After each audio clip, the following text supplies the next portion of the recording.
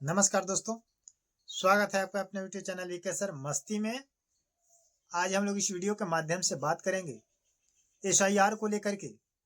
जो एसआईआर की प्रक्रिया जो आपको यूपी समेत 12 राज्यों में जो चालू की गई है, उनमें कुछ इंपॉर्टेंट बातें कही गई है जो मैं आज आपको इस वीडियो के माध्यम से बताने का प्रयास करूंगा कि जिन व्यक्तियों का एसआईआर फॉर्म भरा जा चुका है या अभी भरने की सोच रहे हैं या भरने वाले हैं बाद में, तो ये अगर आप भर चुके हैं तो या भरने की सोच रहे हैं तो ये भरने वाले हैं तो आप लोगों के लिए एक बहुत बड़ी इंपॉर्टेंट खबर है जो 3 दस्तावेज होना चाहिए।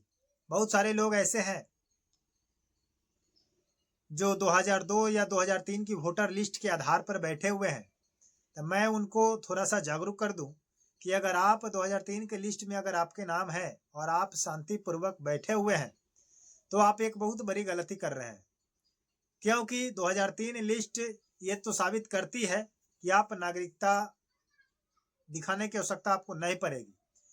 बट कई ऐसे लोग हैं जिनका नाम 2003 के 2 या 2003 के लिस्ट में गलत है, तो उस गलती के कारण हो सकता है कि आपके घर नोटिस जा सकता है।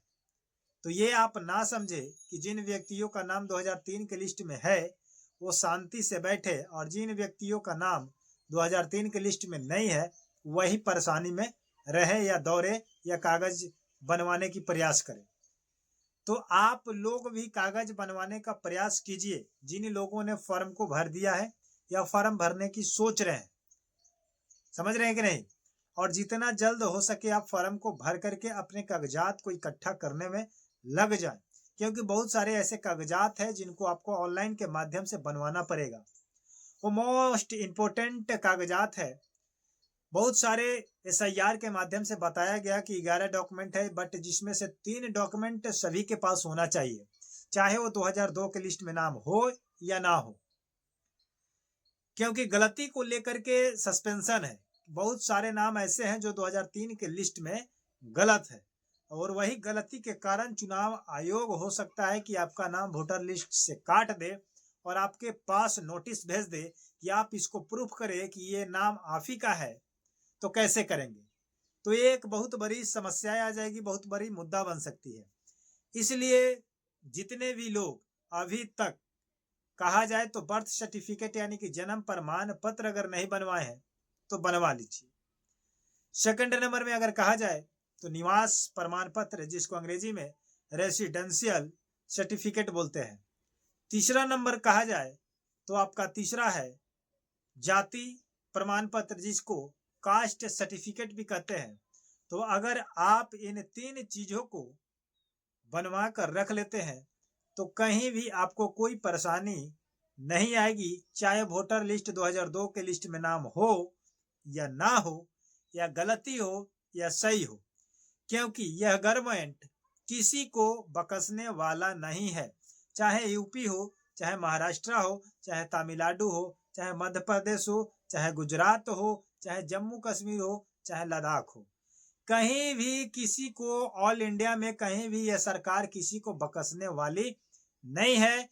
पहले अगर आपको राहत दे रही है तो कहीं न कहीं आपको एक गुमराह के घेरे में डाल रही है।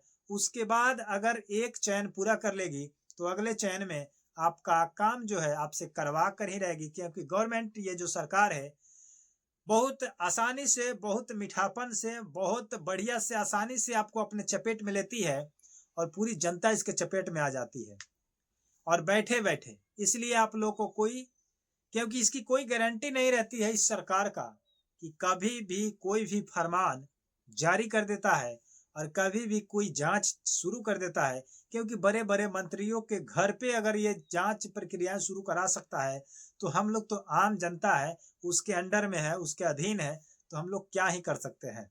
तो इसका कोई मतलब ठिकाना नहीं है, कोई समय का मतलब रिस्पॉन्सिबिलिटी नहीं है। कभी भी आपसे कोई भी काम करवा सकता है, सरकारी प्रक्रियाएं हैं। कभी भी अगर ऊंच नीच हुआ, उलटफेर हुआ, तो आपसे प्रूफ मांगा ही जाएगा। इसलिए आप लोग इस 3 प्रूफ को इकट्ठा करके रखें, निवास, जाति और बर्थ सर्टिफिकेट। चाहे 2002 के लिस्ट में नाम है या नहीं है। मिलते हैं नए वीडियो के साथ, नए अपडेट के साथ, नए जानकारी के साथ। तब तक के लिए जय हिंद, जय भारत।